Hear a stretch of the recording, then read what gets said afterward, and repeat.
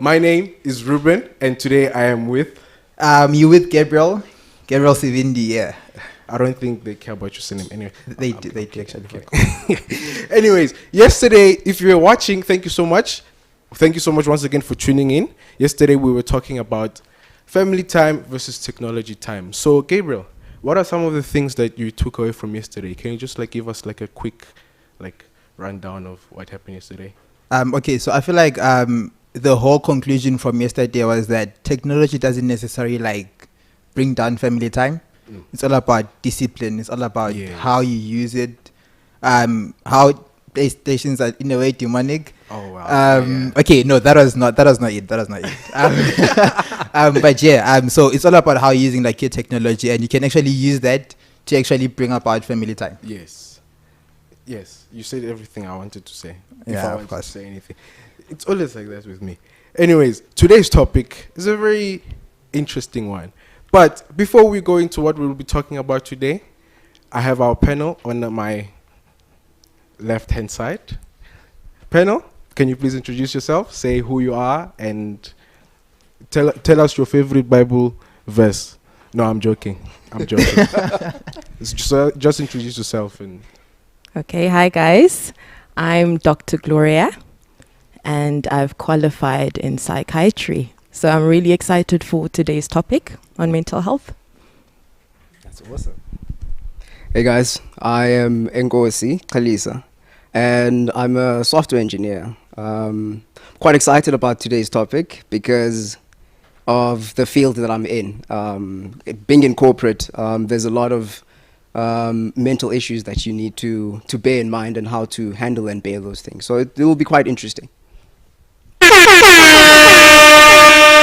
Great. So you heard it from them. Today we'll be talking about mental health. It's great that we have a doctor with us here, because if I had to talk about mental health, I would be misleading people. If I had to talk about it alone, I would be misleading people. Same, bro. Yeah. Same. So you are a doctor, right? And you say you qualify for psychiatry as well. So I kind of have a problem. So there's this girl. Okay, no, later, man. Yeah, later. We'll talk afterwards. Anyways, so today we're just basically covering topics around mental health, and we'll go through a few things. For example, how do mental health issues impact us, and how do we struggle with them? So, with you, Gloria, since you are you know more. So, what can you say mental health is? Describe mental health for us, like you're describing it to a 5-year-old, because I think that's me. Okay, so I'm not going to go into the details and medical details of it, but what I can say about mental health, okay, I'll use the analogy of physical health.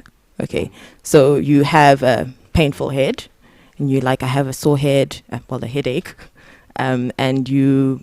what's gonna help it is medication. Well, you feel pain, you have physical signs that you're not okay.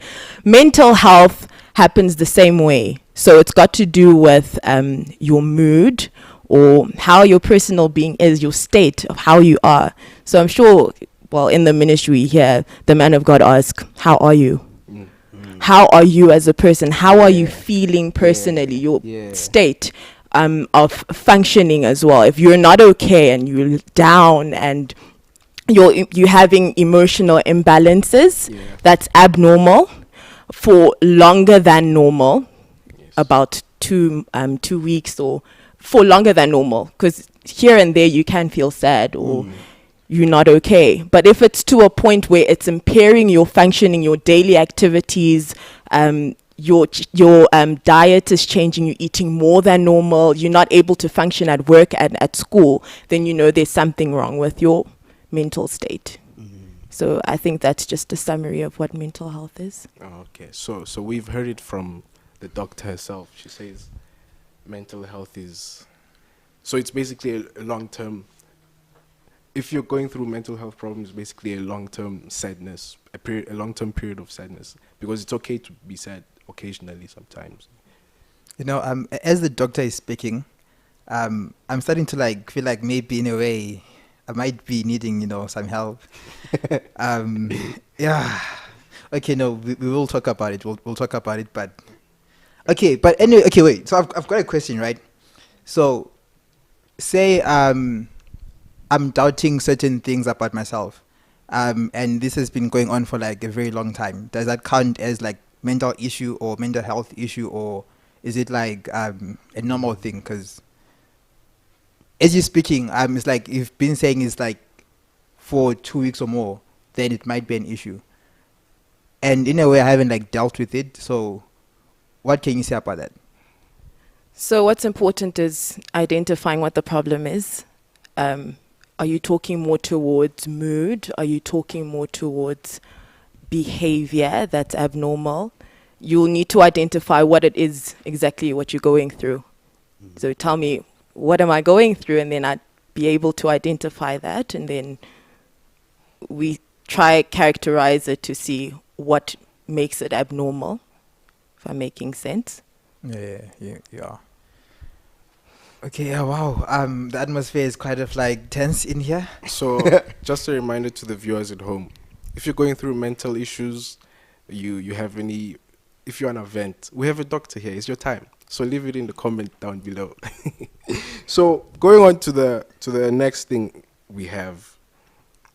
So how do mental health issues impact us and how do we struggle with them? So we covered that a little. Would you say we covered that, Gavin? Yeah. Okay. Yeah. So now, how do our parents affect our mental health and the way we view ourselves? I have something to say on that. Growing up in an African home, we all know how African parents are. Mental health to them, it's not a thing. No, it doesn't exist at doesn't all. exist. Nothing. You're Yes. strong. You grow up to be that strong man from the village. Yeah. If you do have issues, they'll probably beat it out of you. Yes. Right. Those issues Oh, yeah, no. We've been All through the issues are solved with violence. Yeah. So you're feeling sad, come. You want to cry, I'll give you a reason to cry. I'll give you Bruh. a reason to cry. So how do our parents affect our mental health and the way we view ourselves? So what can you say about that, Nkosi? Like how, maybe talk about a little of your experience as well and how you think our parents also can affect our mental health. Okay, cool. So I'll start with just describing how our parents, how they actually affect us. A lot of the things how we grow and how we develop is shaped by how our parents are shaped by the relationships that we have with our parents, right? So if you have a positive relationship with your parent, you most likely gonna have a positive mental image of yourself, because mental health, it deals with your perception of yourself as well as all the thoughts that run through your mind. So now all of those thoughts that are shaped at the beginning of your foundation, which is where you are growing up, they tend to shape your character. They tend to shape who you are and who you become. All of those things are mental, right? So that's how our parents actually, in a way, they shape us. That's why we are taught, raise up a child in the ways of the Lord. And a part of doing that is not saying, don't do this bad, don't do that, but it's affirming a child and how they are.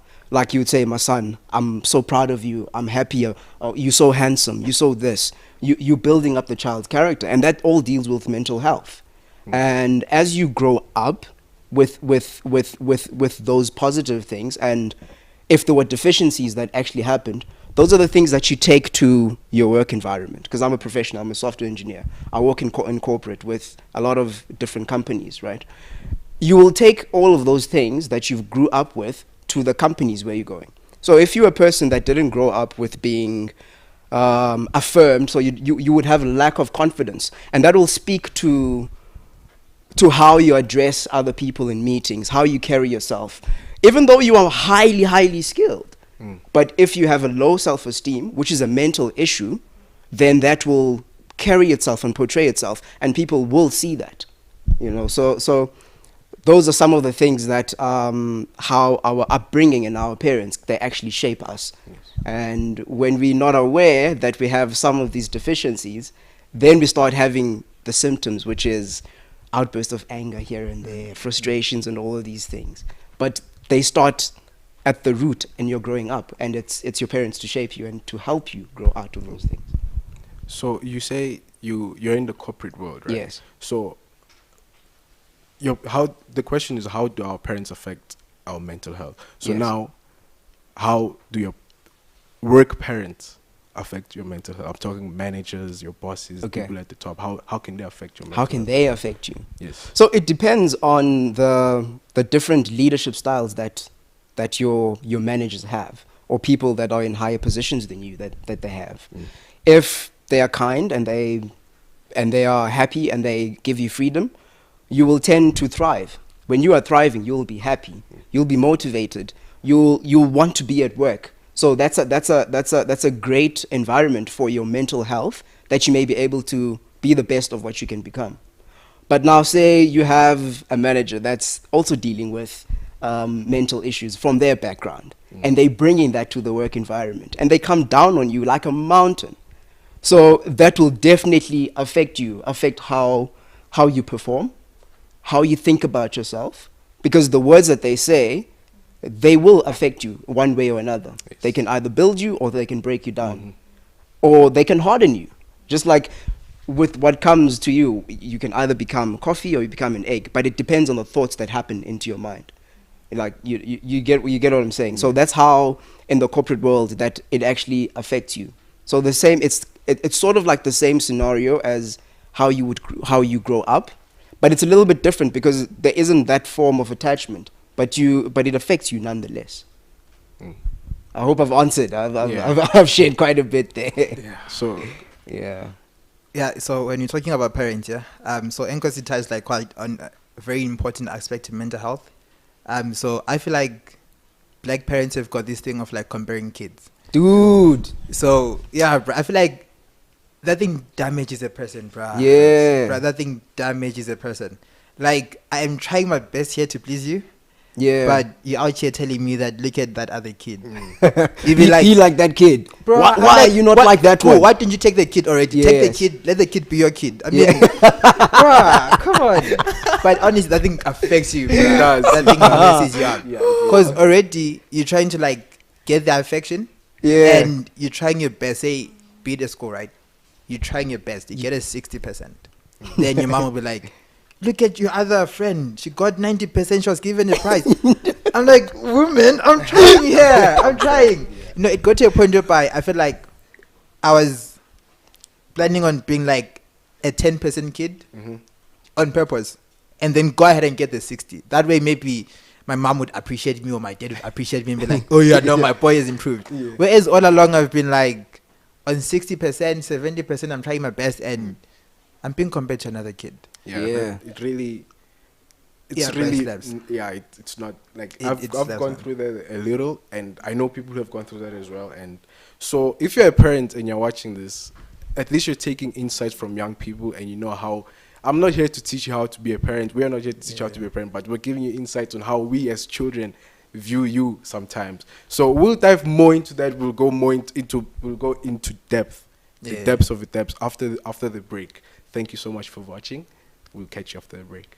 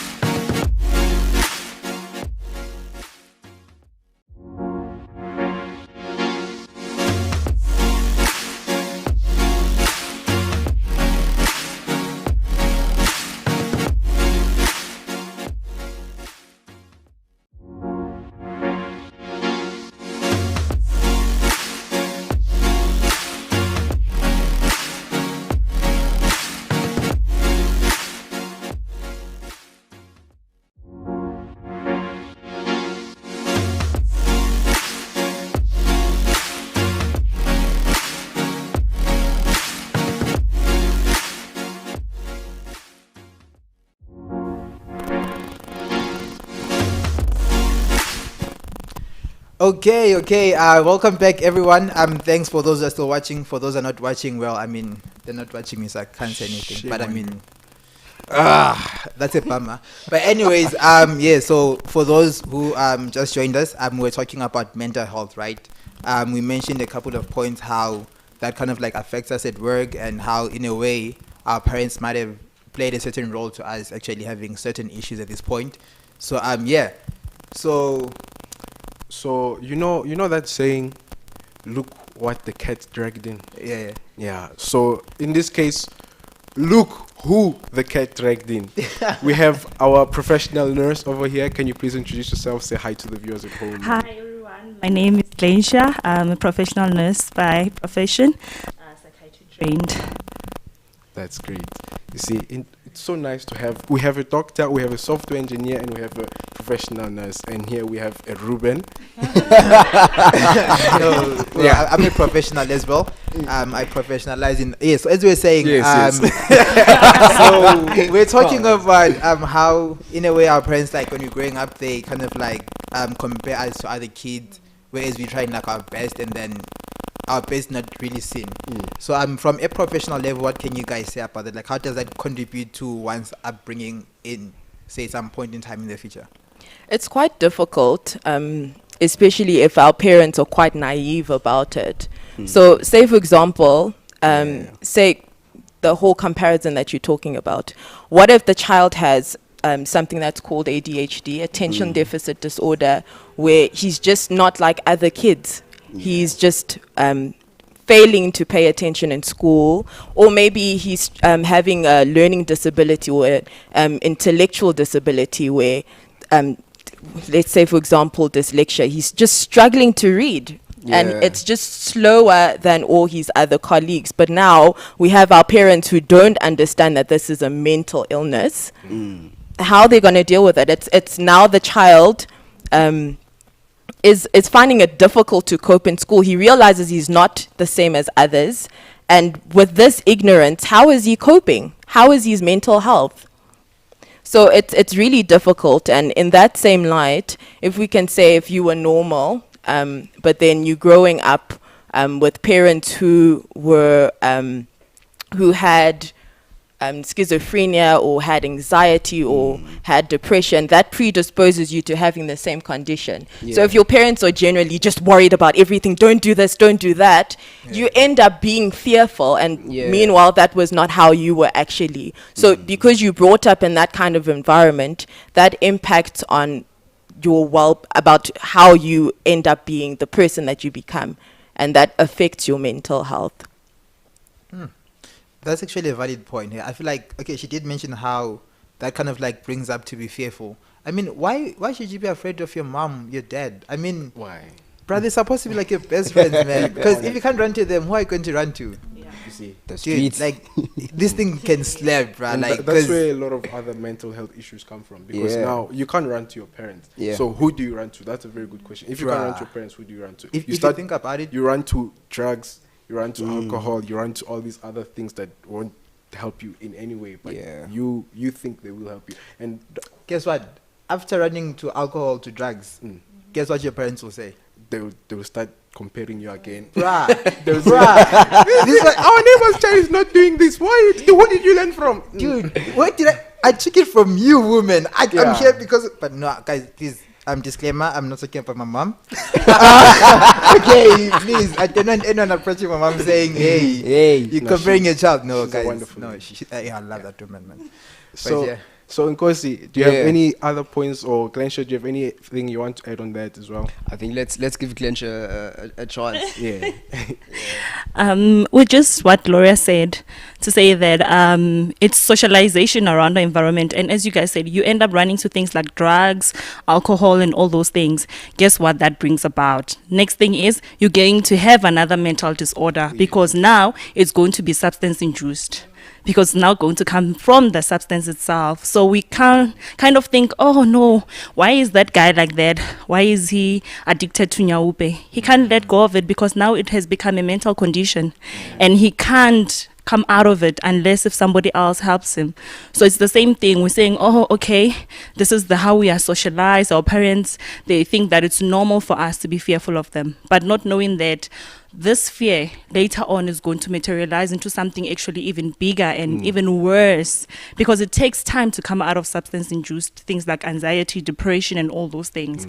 So it becomes a heavier burden even on the parents again. Yes. Yeah. So on the same point of drugs and all of that, would you guys say that addiction is a mental health problem? Yes, definitely it is. It comes like from you starting slowly. You thinking, I'm gonna let go. I'm just trying it once off. In most cases, people who are in mental institutions or hospitals, are in psychiatric wards.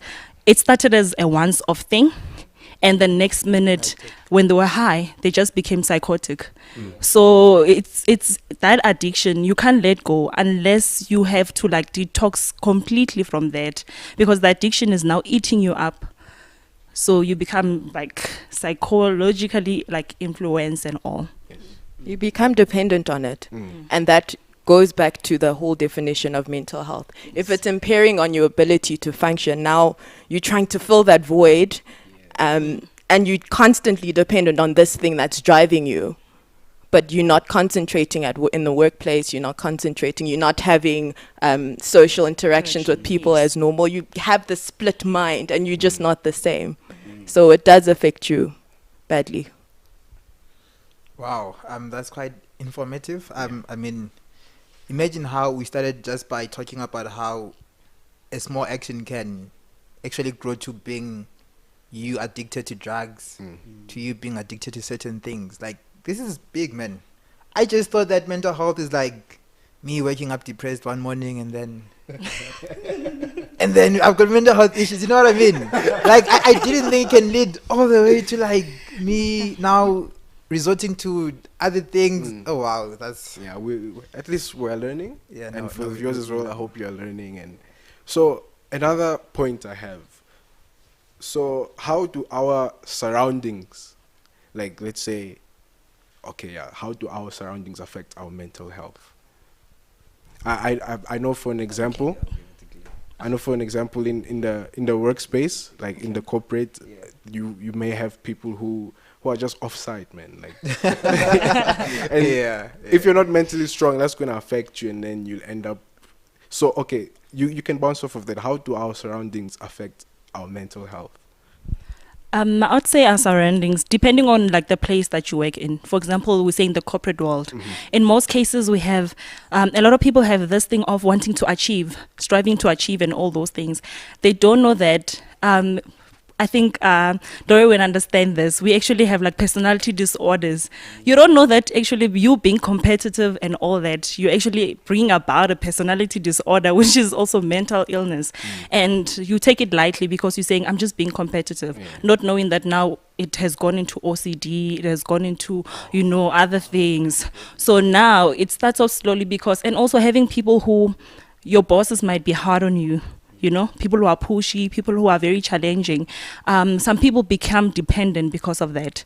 They have a dependency syndrome because of that. They depend on others to carry them through. If Gloria is not in the workspace, then I'm not going to cope on my own to carry out that project. So those type of things, they end up like causing us not to cope, and also not only in the workplace, as well as in the home space, in the community as well.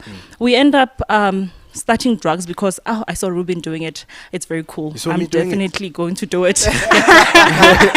What did I do? No, just an example. So you also think, this is a coping mechanism.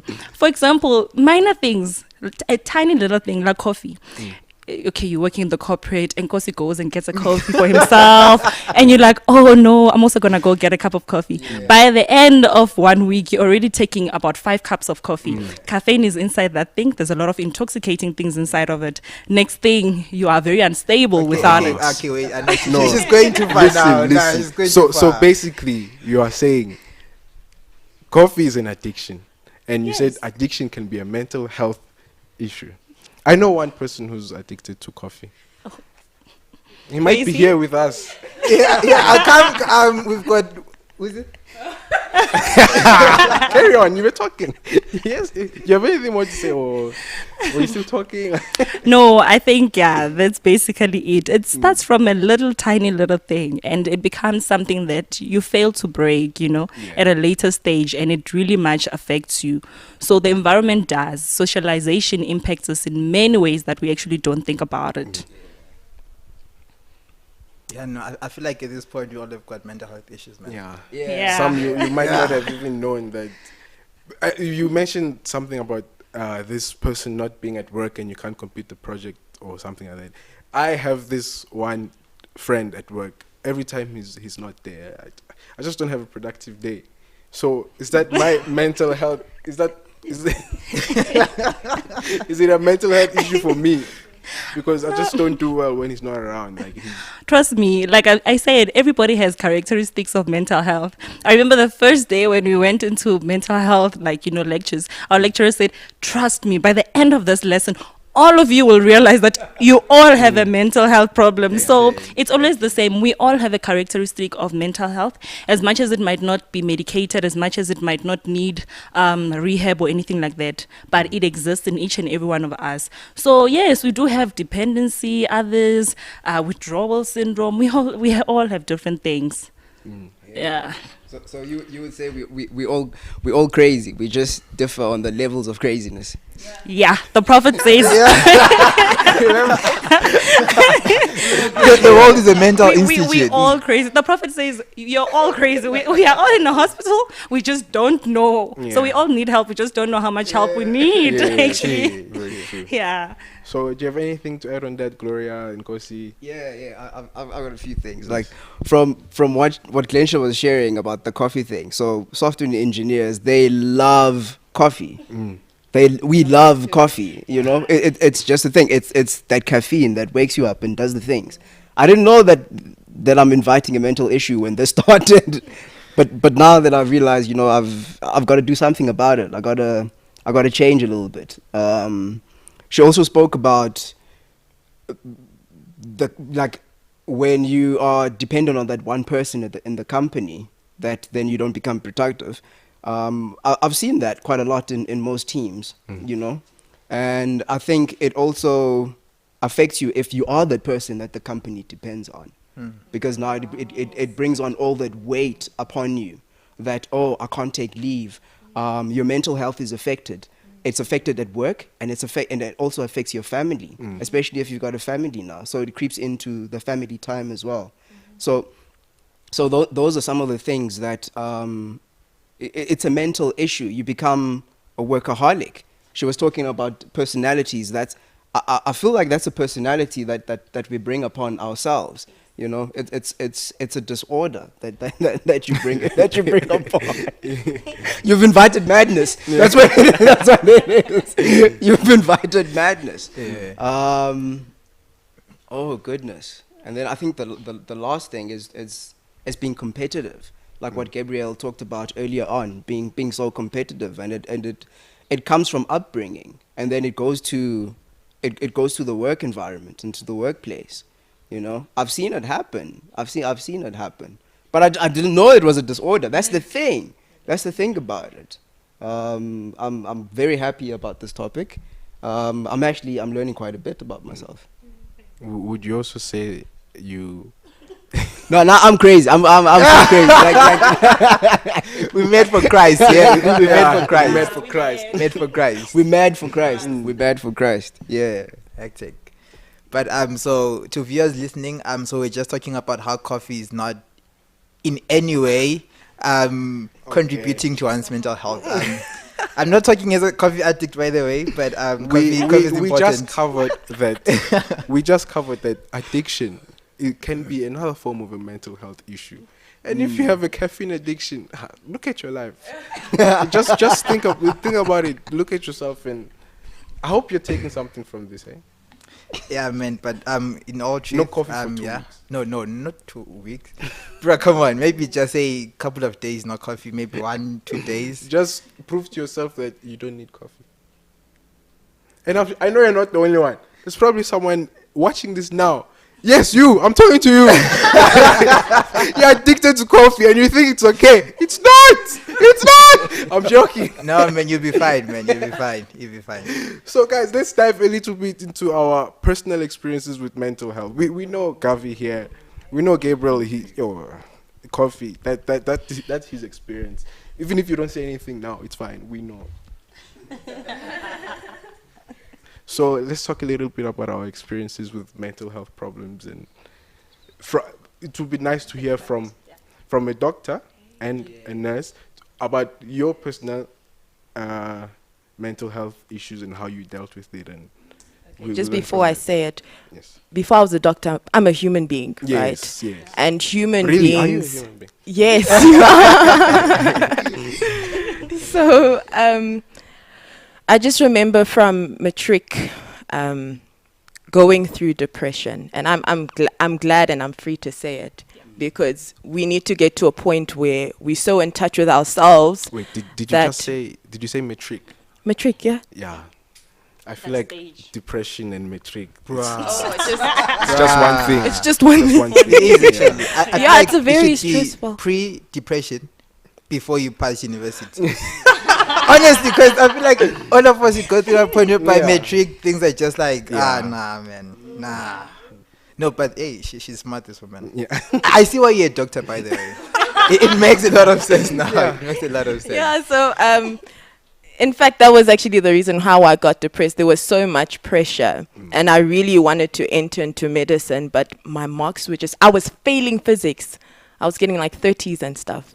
And I was just like, the goal is to enter into medicine, and it wasn't working. It got me into depression, and depression, I'm sure quite a number. We could count fingers in this room and realize, hey, we've all experienced depression to a point where it's just this deep pit. It's dark, and you just can't come out of it. We call it dysthymia, right? Yes. A low mood, right? And you just can't come out of it. It's not a thing like I woke up and I feel sad, and people just use the term loosely, saying I'm depressed today. But it's real. Depression is real, and that's what I experienced. But how I came out of it, had to take prayer. I just remember it was about the first times coming to Impact, being in the overflow, some people being afraid to go in the main place, in the, what would you call it? The auditorium. Yes, you'd come late and just be there, like close to the back in the overflow, and you're just watching. But I was not okay. I realized even before I came to church, I went to go see a private GP. A general practitioner, and I think she wrote down stress. I don't know if she wrote down depression. I went to go get help, but I just personally, I was still not okay, and I just remember the man of God coming down to the overflow, and those times when the man of God would come to the overflow, you're like, yo, right? For me. He's coming straight to me. He came all the way just for me. Not and playing. Most of the time that's the case, but anyways, we're not there. So then the man of God would just look straight at me. I was located, and I got out of it. So, and then I can give an example of this year. Personally, it was I was just finishing the course in I did forensics, and then I was doing psychiatry. But before I got to that, my sister passed on. And you can see, even Glensha would say it, when you're screening, when you're asking questions and the patients that you see, one of the things that predisposes or them from having depression or whatever psychological disorder it is, it's often a person passing on or divorce or something, some incident that happened that predisposed them to being the way they were. That's what I went through. And it wasn't easy, but what helped me was the environment, what we call a therapeutic environment. You have people who are supporting you. You have people who are praying for you, and also acknowledging mental illness, to acknowledge I'm actually not okay.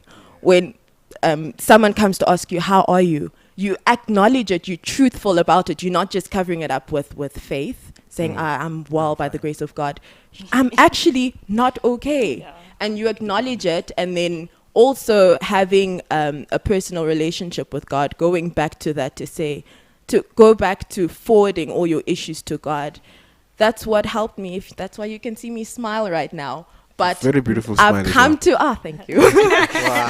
But I came from a place where I was depressed. Yeah. People who have experienced that, you try to smile and there's nothing. So I'm really grateful for being in the house. But other than that, we're not saying that there's no hope for other people who not everyone has the opportunity to come to a living church, but we have what we call a multidisciplinary team. You have nurses, you have doctors, you have psychologists that can help you out there to help you come out of the situation that you're in. So that was my experience. Wow. I just let out the skeletons out of the closet. Yeah. Wow. Yeah, no, that was quite deep. Yeah. So I feel like what I can take from that is that as Christians, we should be kind to everyone, man. You don't know who's going through what. Yeah. Imagine that time when she was sitting at the back, and then I'm like, who I used to sit at the back, going upstairs. Bruh, this person is already like going through the most, and then also you come there with the things. Yeah. And by the way, also have got mental health issues, just saying. Who, you? No, not me, bro. Like whoever goes to her in the overflow, bro, come on, follow us, man. Why not following this guy? No, we know about you already, so that's why I was like, we're not there. We'll talk about it after the show.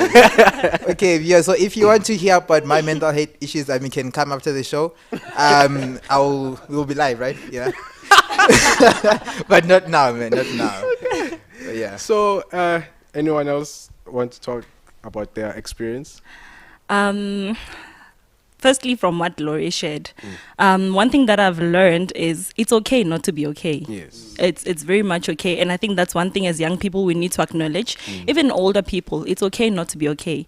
I went through the similar, story with Gloria. I guess that's why the closeness. Very same situation, depression, anxiety due to studies as well, Yes. matric, wanting to get into a career, so that never made it easy, because now you find yourself in this darkness, you don't know what's happening. And for me personally, it was church as well, as Gloria said, I remember at most times when I would be so much deep into that hole whereby I would be depressed, the prophet would just pass by and just smile at me. And I'd be like, you're smiling and I'm going through the most here. And, but that always uplifted me. That always encouraged me, to say, you know what, it's okay. As much as this is happening right now, it's okay. It's going to be okay. And another thing which slowly waking on, compulsive disorder. I've been through that. It's one of those things whereby neatness, my friends will tell you. I think Gloria is also witness to that. Neatness, having certain control of certain things, and which is not okay. You should always allow God to be in control. You can't always have control over everything. So that's one of the things that I've learned to get free from slowly, because of God saying, you know what, like Gloria said, you forward all things to God. You can't control everything. You can't be in charge of everything.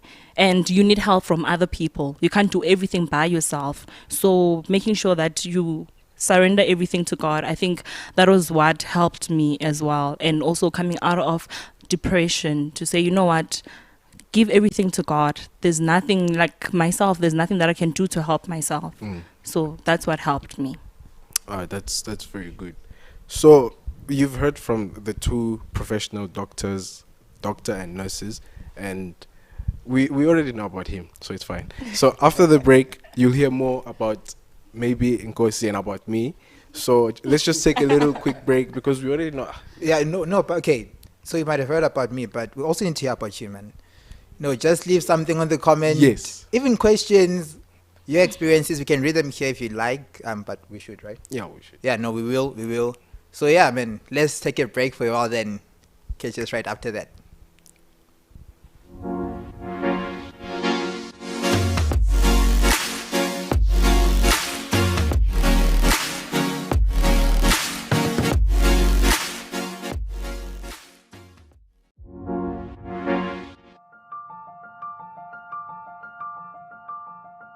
Wanna pray for destinies of these people.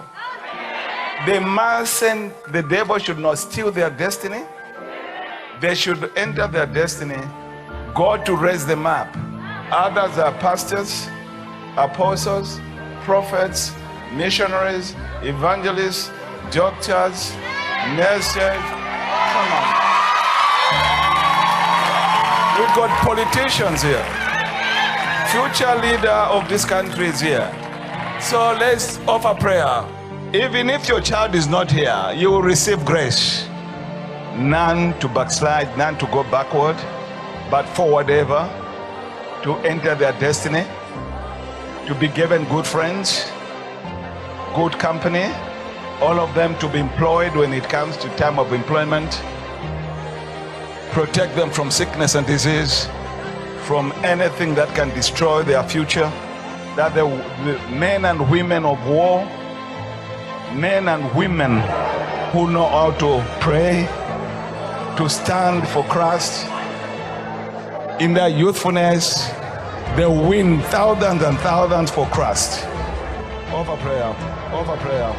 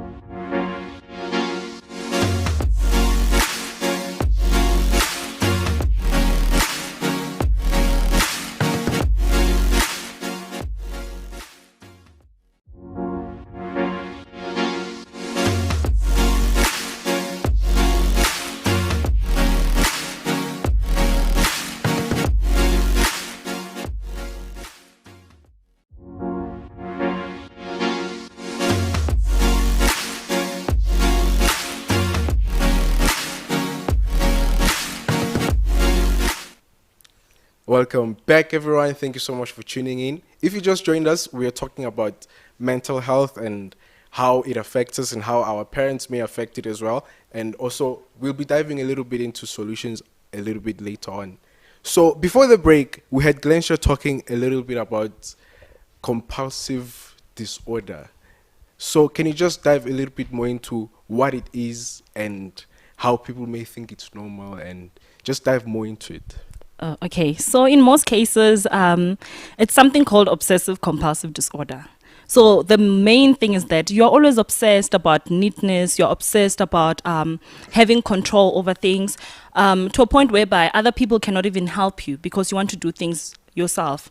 It's places whereby, you know, where you go to this person's house, you get to Gabriel's house and he says, remove your shoes, remove your clothes. I have a new set of clothes for you. I have socks for you. This person spends most of the day cleaning the whole entire house. So you leave a mark there. It's an issue. Everything has to be in order. Everything has to be in organization. You know, it's just an obsession that they have to make sure that things are always running in order in a certain way. But this also it's a bad thing because now other people can actually take part. For example, if you're working as a team, meaning if you're the one who's always so obsessed about everything being in order, you want to do everything yourself to a point whereby other people will never be able to help you in any way. And people will just say, oh no, man, I'm so OCD, you know, I'm just a neat freak, whatnot. It's not a good thing. So that's why I had to say for myself, I saw that this is not a good thing, you know, as much as they say cleanliness is next to godliness, but no. You need to draw the line somewhere. Yeah. It's going beyond, you know, the normal. So yes, it is a disorder. Okay, thank you for that. So, Nkosi, can you just briefly go through your experience with mental health? Just with mental health. Yeah. I don't think we survive without depressive periods in our lives. I know I went through a period where I broke down, dude. I broke down and nothing was happening. Work was frustrating. social life was frustrating. Everything was just not going. It was just not going, you know. So I've had that moment, and what helped me to get out of that is acknowledging it and speaking about it and saying, hey, look, I'm not okay. And the things that I'm dealing with, it's not things that have just recently started now. The things that I'm dealing with are the things that I grew up with, you know. It's my upbringing, growing up in a very competitive home, growing up compared. So I had to come out of that. I had to leave my home and come out of that in my mind, because such things were deforming my character, and I had to come into being myself. So one of the things that really helped me a lot was spending a lot of time at Shiloh, spending a time alone. The Father always teaches us, spend time alone in solitude and discover yourself, discover who you are. Why are you running away from yourself?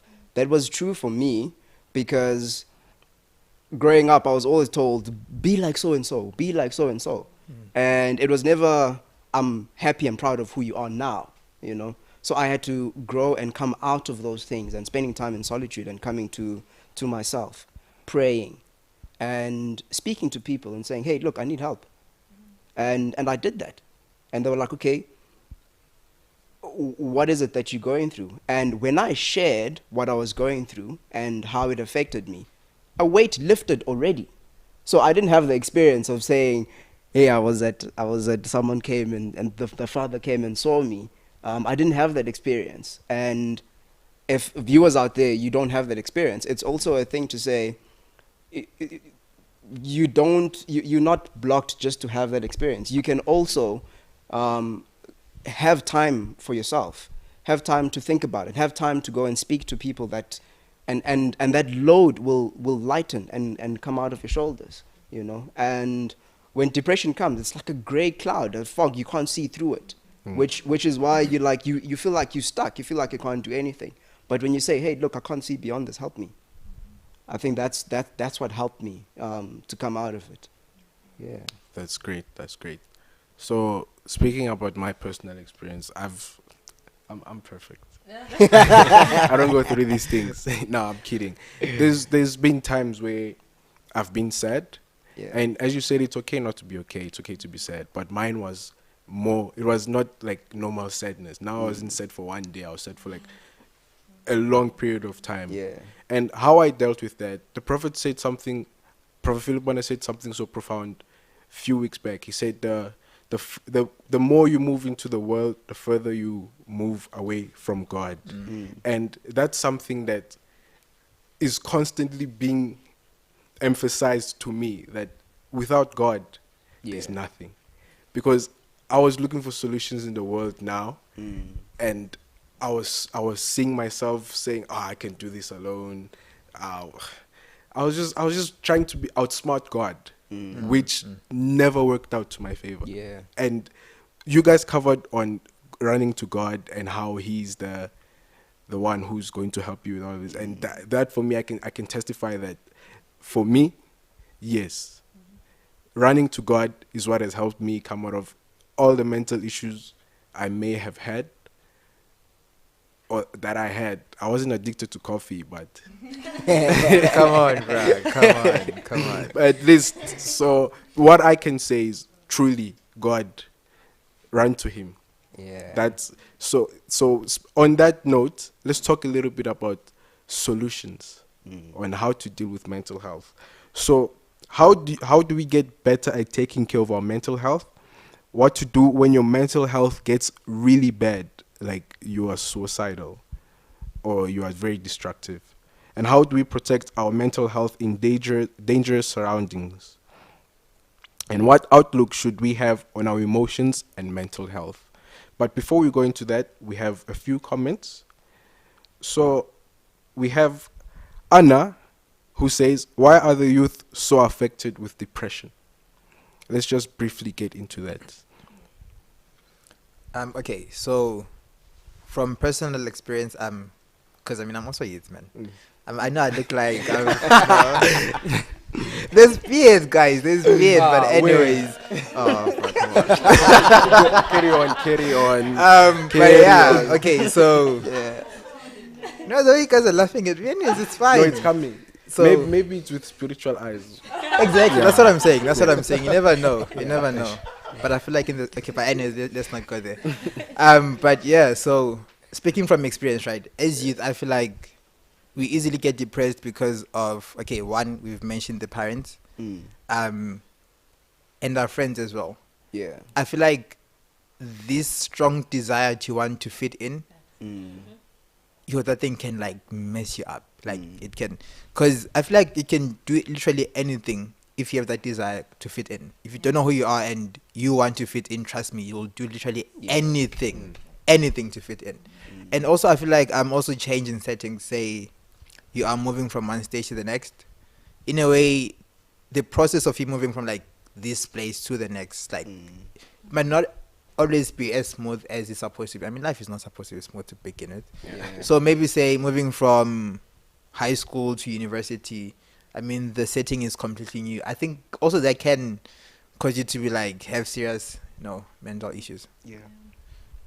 Also, I do believe, well, it's what we're taught, but with regards to going through a phase as a youth of identity crisis, you're trying to identify yourself, and you go through having this void in you as well, and that you're trying to constantly fill, whether it be with maladaptive behavior like substance use or trying to fit in another thing.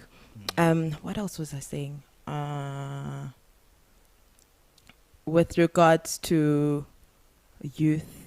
Ooh, I lost myself. Mental issue, But, you understand. The whole void. The whole Guys, void even you're doctors trying to get it. fill Even in, doctors yeah. get it. You're playing. So It's dangerous. because we're running low on time, let's just talk a little how do we deal with mental issues? How do we? I think the best way, one of the best solutions is, in most cases, we say affirmations. Affirming to yourself what you think you are and what you are. One thing I've noted is like in the Prophet's book, there's the book Rewiring the Mind.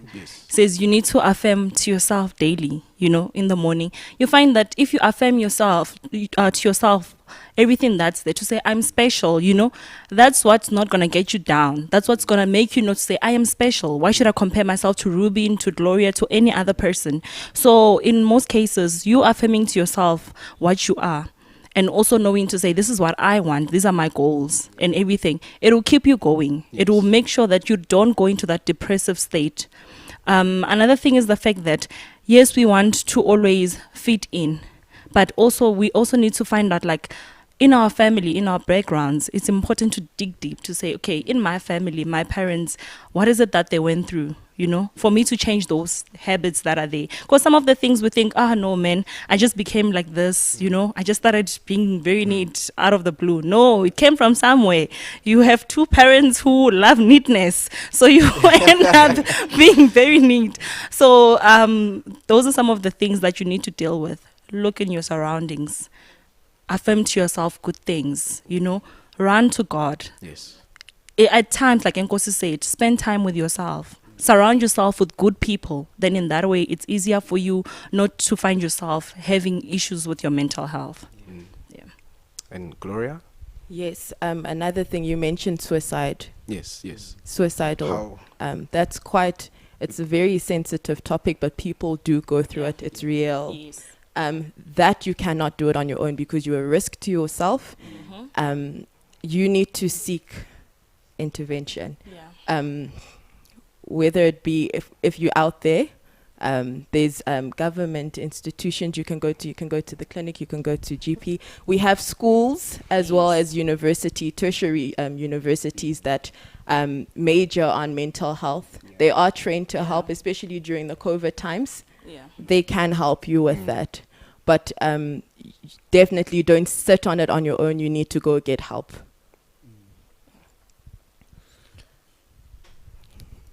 And also just go into and another thing is we have like things like websites, guys. Yes. I mean, we technology, we advance. Yesterday I believe we're talking about We technology, yeah. you know. So there you are were things watching. like there are things like going on the website. There's depression SA, mental health alliance SA, you know, for young people. They can help you. You don't necessarily have to walk into an office and sit and face someone if you don't want to face someone. You can just talk to them over the phone. You can chat to them, you know, via WhatsApp and all those things, you know. They can help you out of it, because I know some people be like, I don't want to be there physically. I don't want to meet anyone. I don't want to see anyone. But sometimes just talking to somebody over the phone, especially when you're feeling suicidal, it will help you out of it. Yes. Yeah. So we've covered a lot of things. I'm sure we've all taken a few things away from today. And you as a viewer, I'm sure you've taken a lot away from this as well. And just a reminder, just because you're a Christian doesn't mean you don't go through horrible times, you don't go through bad things. And as we spoke about it today, it's okay not to be okay. So we also went into solutions that you can do, that you can seek to help you with mental issues. You can always visit a doctor. It's okay. It's okay to go to the prayer line, and it's okay. Most importantly, it's okay to look to God. So we have. I think I speak for all of us when I say we learned a lot today. Yeah. And I wish we could be here another 3 hours. Yeah. But unfortunately, guys, this is where my mental health issues start. Bruh. When we end this, Dude, when we are finishing. I feel you, man. I feel you. I Okay, feel you. so I'm going to need a bit of. Counseling. Why do we have to? Yeah. Yeah. So at least I have a doctor, so you're gonna take me through it. Yeah. Yes, because I don't like ending this show. And you as a viewer, I'm sure you don't like us ending as well. But unfortunately, this is where we end. Make sure to subscribe, to like, down below, and don't forget to follow all of our social media platforms, on Twitter and on Facebook. Thank you so much for tuning in. Catch us again next time. Shalom. Shalom.